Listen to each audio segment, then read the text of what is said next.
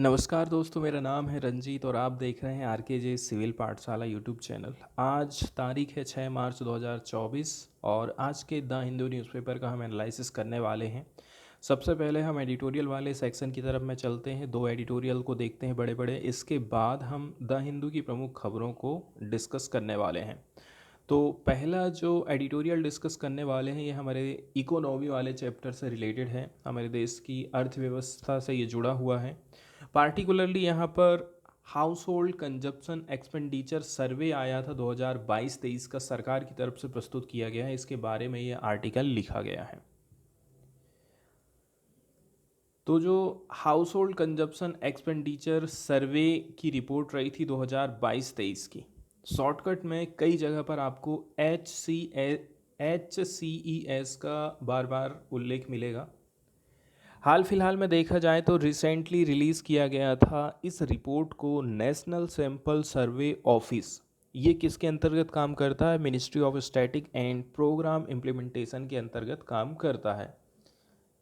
यहाँ पर सरकार ने एक रिपोर्ट प्रस्तुत करी और उन्होंने ये बताया है कि जनता कहाँ पर अपना पैसा खर्चा कर रही है, खाने पीने में कर रही है या फिर नॉन फूड आइटम में ज़्यादा पैसा खर्चा कर रही है। ऐसे कुछ यहाँ पर महत्वपूर्ण जानकारी निकल कर के सामने आई है। इस जानकारी का इस्तेमाल सरकार कर सकती है फर्दर पॉलिसी निर्माण के लिए कि ऐसा ऐसा ट्रेंड चल रहा है और हमें ऐसे ऐसे कदम उठाने की ज़रूरत है ताकि हमारे देश की जो इकोनॉमी है वो अच्छी तरीके से ग्रोथ कर सके। इस रिपोर्ट का प्रमुख उद्देश्य यही है। इस सर्वे के जो रिजल्ट निकल कर के सामने आए हैं ये काफ़ी सिग्निफिकेंट हो जाते हैं, क्योंकि जो लास्ट रिजल्ट हमको मिला था हाउस होल्ड कंजप्शन एक्सपेंडिचर का वो 2011 में मिला था। इसके बाद से इस प्रकार का कोई भी रिपोर्ट सामने नहीं आया है। अब हम सर्वे की बात करते हैं कि सर्वे आखिर क्या क्या काम कर सकता है, सर्वे का हम फायदा कहाँ कहाँ पर उठा सकते हैं। इस सर्वे के माध्यम से हमें एक नज़दीकी तस्वीर मिलती है कि कैसे करके पूरे भारत के लोग एक्सपेंडिचर में लगे हुए हैं, कंज्यूमेबल आइटम के ऊपर पैसा खर्चा कर रहे हैं पार्टिकुलरली पीरियड में। इससे ये पता चलता है कि भारत की जनता एक साल के भीतर में कौन कौन सी चीज़ों में पैसा फेंक रही है, कहाँ कहाँ पर पैसा लगा रही है, ठीक है, कौन कौन सी चीज़ों को कंज्यूम करने का काम कर रही है। इसके माध्यम से हमें कुछ सहायक इन्फॉर्मेशन मिल जाती है हाउस होल्ड कैरेक्टरिस्टिक को लेकर के, डेमोग्राफिक डिटेल से लेकर के। इसके अलावा या इस रिपोर्ट से प्राप्त जो इन्फॉर्मेशन है ये हमारे लिए एक इंस्ट्रूमेंट का काम करती है। इसके माध्यम से हम कंस्ट्रक्ट कर सकते हैं कंज्यूमर प्राइस इंडेक्स को। एक इंडेक्स है जो कि ट्रैक करता है रिटेल इन्फ्लेशन को। तो इसकी इन्फॉर्मेशन इसलिए भी महत्वपूर्ण हो जाती है ताकि हम जो है CPI कंज्यूमर प्राइस इंडेक्स का कैलकुलेशन कर सकें। यहाँ से हमें बहुत सारी चीज़ें निकल कर के आ रही हैं। इससे पता चल रहा है कि वेटेज हमको किसको कम और ज़्यादा करने की ज़रूरत है। तो HCES इस रिपोर्ट में जो वेट हमको प्राप्त हुआ है, मतलब इसमें क्या होता है ना, इंडेक्स में चीज़ों को अनुमानित औसत भार प्रोवाइड कर दिया जाता है। अनुमानित औसत भार प्रोवाइड कर दिया जाता है, इसका मतलब ये हो गया सरल शब्दों में, जैसे मेरे पास में एक पेन है, मेरे पास एक बुक है, मेरे पास में लैपटॉप है, कंप्यूटर है। अब इन चीज़ों को मैं थोड़ा सा क्रम निर्धारित करना चाहूँ किसी रूप में कि भाई मैं इनको वैल्यू के हिसाब से देखूँ। लैपटॉप की कीमत ज़्यादा है तो मैं इसको ज़्यादा वैल्यू दे देता हूँ, इसको 4 नंबर दे देता हूँ। बुक की कीमत कम है तो उसको 3 नंबर दे देता हूँ। इस प्रकार से इनको वेटेज प्रोवाइड किया जाता है। तो यहाँ से भी हमको कुछ वेट्स प्राप्त हुआ है हाउस होल्ड आइटम्स का, जो कि काफ़ी महत्वपूर्ण हो जाता है गुड्स एंड सर्विस के लिए, determined by their respective shares in overall consumption pattern of the house hold. House hold consumption जो रिपोर्ट आई है ये इसने काफ़ी इम्पोर्टेंट रोल अदा करी है इंडिया की ग्रोथ स्टोरी में, जब से ये चालू हुई है 1950-51 से ही। इसमें हेड काउंट रेशियो का वर्णन किया जाता है। तो इस सर्वे के माध्यम से हमें क्रूशियल फैक्टर प्राप्त हुए हैं जिसके माध्यम से हेड काउंट रेशो हम निकाल सकते हैं। हेड काउंट रेशो क्या है? ये है परसेंटेज ऑफ पॉपुलेशन का जो कि गरीबी रेखा के नीचे रह रही है, इसको बोलते हैं हेड काउंट रेशो। इसके अलावा इस रिपोर्ट के माध्यम से जो एक इनवैल्यूएबल रिसोर्सेस है, research in diverse field including economics and sociology contributing to our understanding of the nation's socio-economic landscape। इसके माध्यम से हमें हमारे पास में जो रिसोर्सेस अवेलेबल हैं डाइवर्स फील्ड के, जैसे कि इकोनॉमिक्स, सोशियोलॉजी, इनके बारे में पता चलता है, एंड नेशंस का जो सोशियो इकोनॉमिक लैंडस्केप चल रहा है उसके बारे में हम पता लगा सकते हैं। 2020-21 में तो इसको हम प्रकाशित नहीं कर पाए थे। HCES को आरंभिक तौर पर देखा जाए तो शेड्यूल किया गया था कि हम कंडक्टेड कराएंगे 2020-21 के लिए, लेकिन ये नहीं हो पाया था कोविड-19 पेंडेमिक के चलते चलते। इसके बाद ये जो सर्वे है फाइनली इसको कमेंस हो पाया था कब? अगस्त 2022 में, एंड वेंट ऑन अंटिल जुलाई 2023। 2022 में हमने चालू करे और 2023 तक ये चला था। एक और जो फेज़ रहा है HCES का वो है 2023-24 का, started after the completion of the first phase. तो फर्स्ट फेज़ जैसे ही कंप्लीट हुआ इसके बाद ये स्टार्ट हो गया था। तो इस बार का जो सर्वे रहा है वो किस प्रकार से रहा है इसके बारे में हम यहाँ पर देखते हैं कि भाई अन्य वाले से कैसे ये अलग रहा है। काफ़ी सारे चेंजेस हम किए हैं इस सर्वे में ताकि हमें कुछ महत्वपूर्ण जानकारी मिल सके, जैसे कि हमने यहाँ पर पॉजिटिव शिफ्ट किया है modern and efficient computer assisted personal interview method का अपनाए हैं। ठीक है, पहले हम जो है traditional paper aided personal interview लिया करते थे, तो इसमें हम क्या काम कर दिए, पूरा कंप्यूटर पर आधारित इंटरव्यू लेना चालू कर दिए हैं। इसके बाद जो भी जानकारी हमें लोगों से प्राप्त हो रही है उसको हम कहाँ पर नोट कर रहे हैं, टैबलेट में नोट करते जा रहे हैं। इस प्रकार से ये जो हम काम किए हैं इससे हमारा जो डाटा कलेक्शन है, प्रोसेसिंग है, ये और भी ज़्यादा बेहतर हो गया है, एंड हम इंट्रोड्यूस किए हैं एक और भी ज़्यादा streamlined scrutiny mechanism across division of NSSO में। इसके बाद तीसरे नंबर में जो महत्वपूर्ण परिवर्तन हुआ है वो हमारा जो सैंपल का साइज है, सैंपल के साइज को हम ज़्यादा से ज़्यादा इंगेज करने की कोशिश करें हैं। इसमें 2,61,746 घरों का सर्वे किया गया था। स्ट्रेटजिक तौर पर इनको सिलेक्ट किया गया था through statically sound sampling design, और इसके लिए भी हम जो डिज़ाइन प्रस्तुत किए हैं वो सांख्यिकी तौर पर प्रस्तुत किए हैं। ये जो सर्वे है इसको डिज़ाइन किया गया था ताकि हम अलाइन कर सकें consumption patterns of new India. नए इंडिया का कंजप्शन पैटर्न को हमें अलाइन करने की ज़रूरत है इस सर्वे के माध्यम से। इस प्रकार से हम काम किए। चौथे नंबर पर हम बात करते हैं कि क्वेश्चनरीज की बात करें। इसमें कंटेम्प्ररी आइटम्स को शामिल किया गया, जैसे कि paneer, LED bulb, headphone and detail on online purchases. कुल मिलाकर के आपको जो क्वेश्चन है उसमें विविधता देखने को मिलती है, एंड ऑब्सोलेट जो आइटम रहे थे उनको रिमूव कर दिया गया है। पाँचवें नंबर में हम देखते हैं कि इस सर्वे के माध्यम से हमने स्ट्रेटजिक अप्रोच अपनाया है।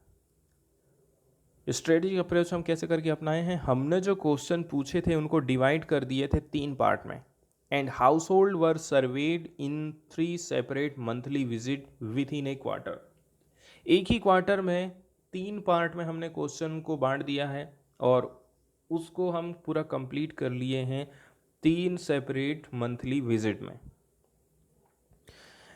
इसके चलते चलते क्वालिटी रिस्पॉन्स में हमें इम्प्रूवमेंट देखने को मिला एंड हम ये इंश्योर कर पाए थे कि जो कंप्रहेंसिव कवरेज है कंजप्शन एक्सपेंडिचर का, ऑल 407 आइटम इसमें शामिल हैं।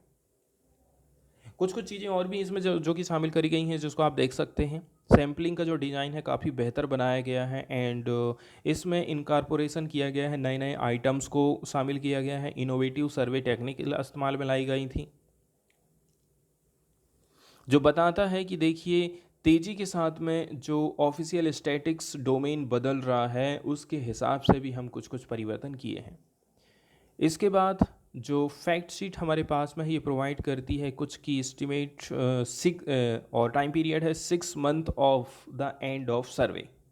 6 महीने तक चला था, एंड तक चला था ये, वहाँ तक हमको जो है कुछ की एस्टिमेट निकल करके सामने आती हैं एंड यहाँ पर जो स्टैंडर्ड एरर्स हैं उनको हम कम से कम करने की कोशिश कर पाए हैं मंथली पर कैपिटा एक्सपेंडिचर में, both national and state level. इसके बाद तीसरे नंबर का जो कदम उठाया गया था वो था ट्रेडिशनल प्रैक्टिस को रिटेन करके हम रखे हैं। As old method of imputing the value of home grown और produce stock, gift, loan and exchanges persisted. कौन कौन सी चीज़ें अभी भी शामिल है, जैसे कि घर में आप कौन कौन सी चीज़ें उगा रहे हैं, पैदा कर रहे हैं, उसका आपके पास कितना स्टॉक है, गिफ्ट्स को शामिल किया गया है, लोन को शामिल किया गया है, एक्सचेंजेस को भी इसमें शामिल किया गया है। और अतिरिक्त तौर पर देखा जाए NSSO took a pioneering step by imputing the value of items received free of cost through various social welfare program for the first time। इसके अलावा इसमें यदि सरकार आपको फ्री में कोई चीज़ें दे रही हैं तो उसको भी यहाँ पर शामिल करने की कोशिश करी गई है पहली बार।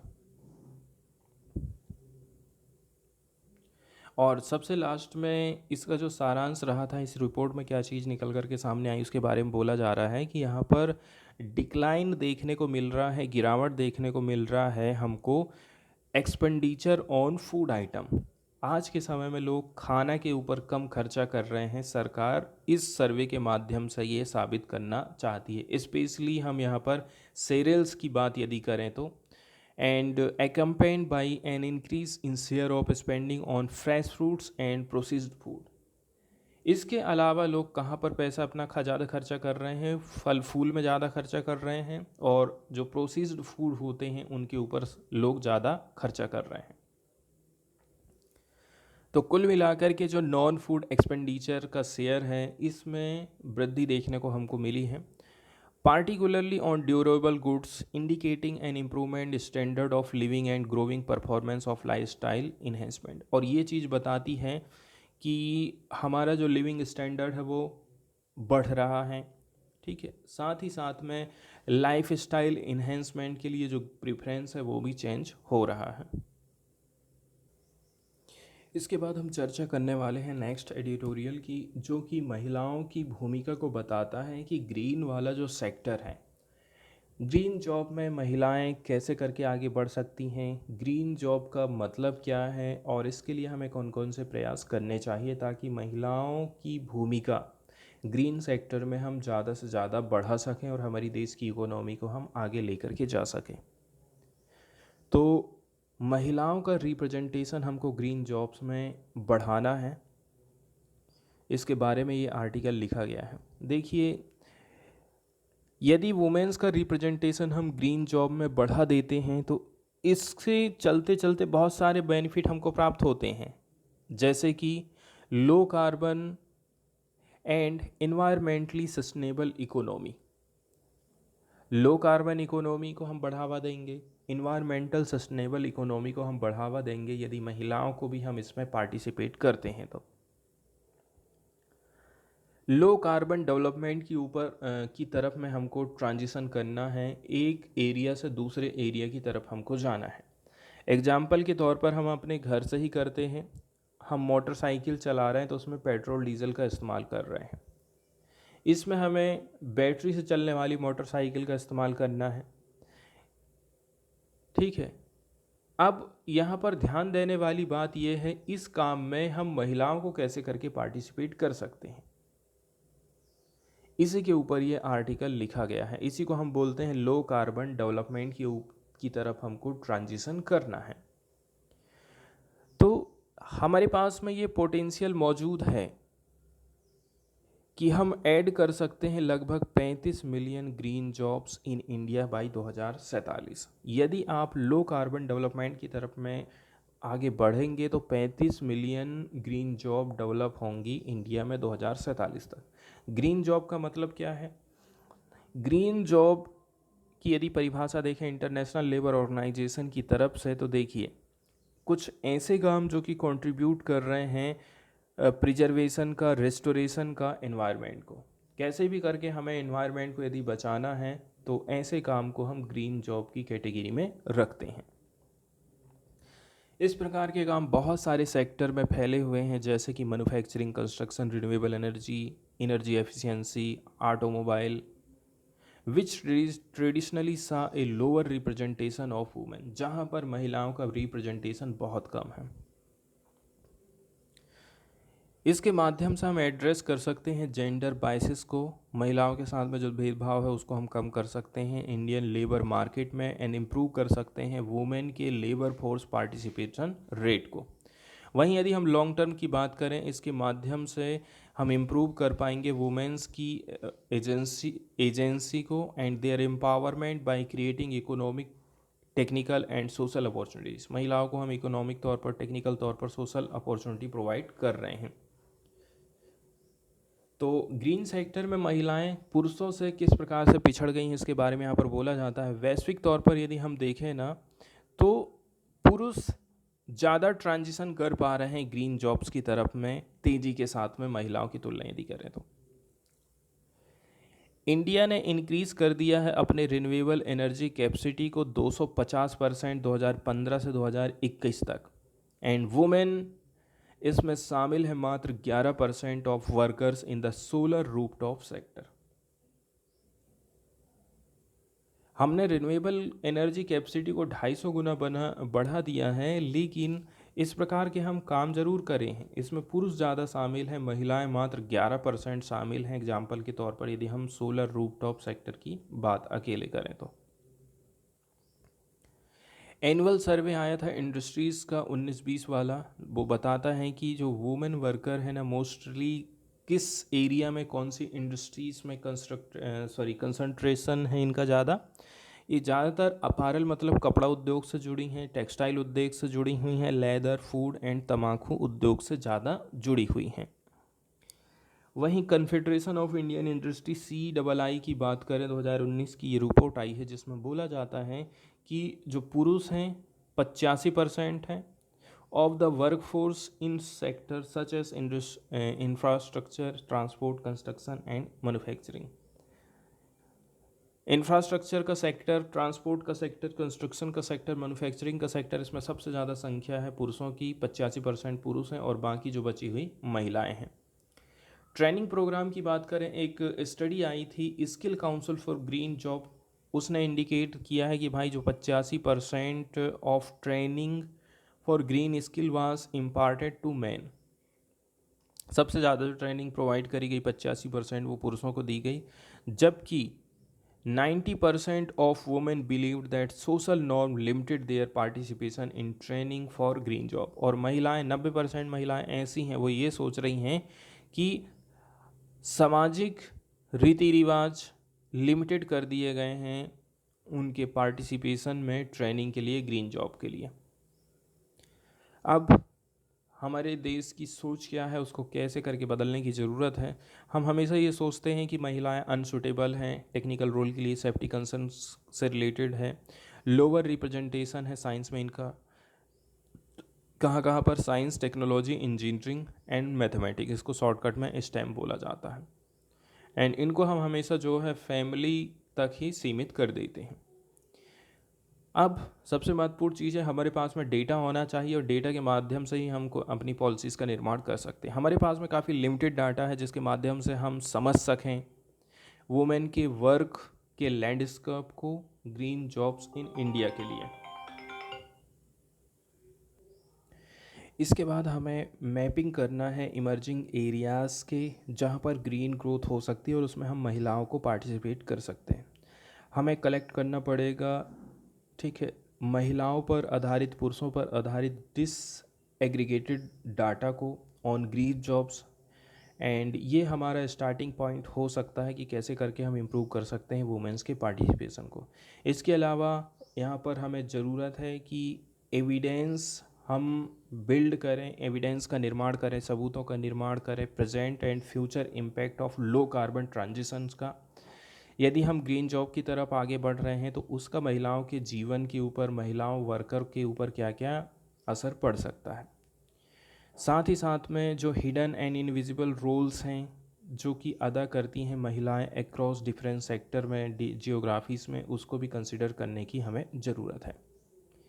एंड ये कैसे करके कर सकते हैं हमें जेंडर एनालिसिस करना है, हमें कलेक्ट करना है जेंडर स्टैटिक्स ग्रीन जॉब्स के ऊपर पीरियडिक लेबर फोर्स सर्वे के माध्यम से, एंड मोबिलाइज करना है एडिशनल रिसोर्सेस ताकि हम थोड़ा सा जोर डाल सकें, इनकरेज कर सकें वुमेन के रोल को ग्रीन ट्रांजिशन में।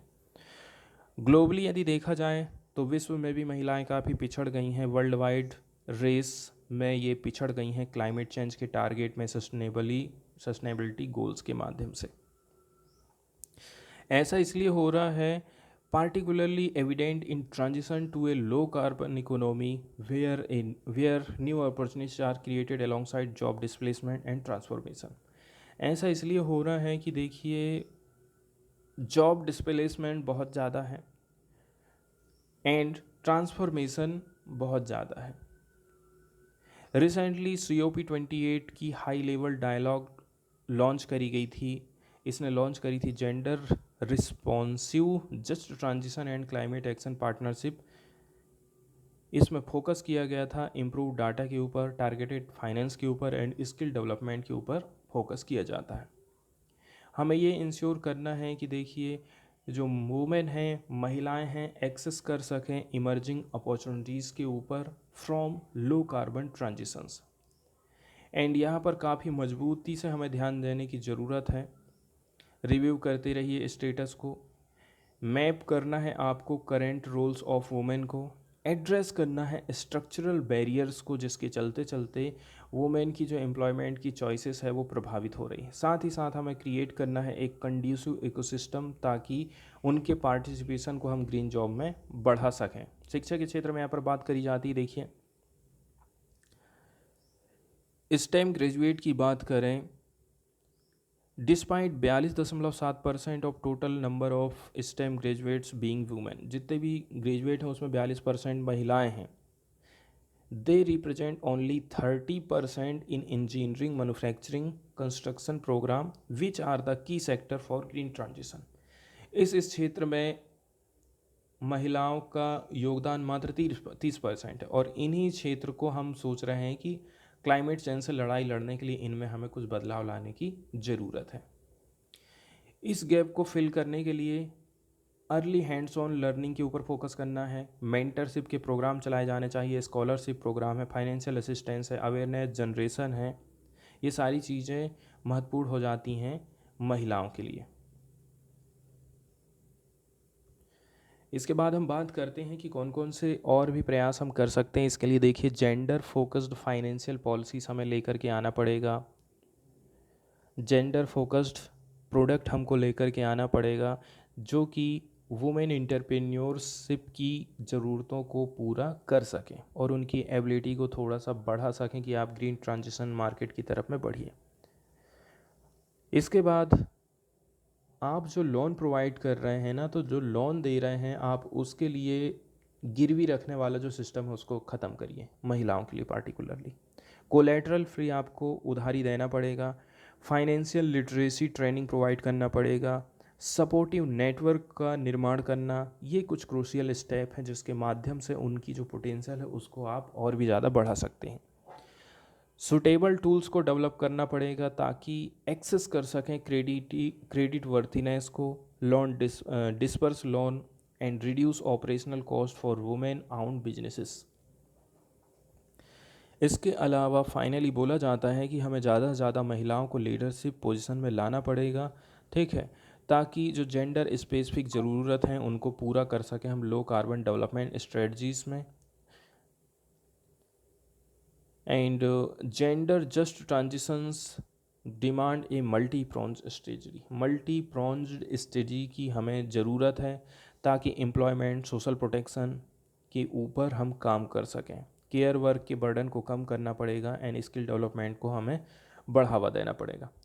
पार्टनरशिप बनाने की ज़रूरत है क्रॉस सेक्टर में, जैसे government, private sector, other stake holder.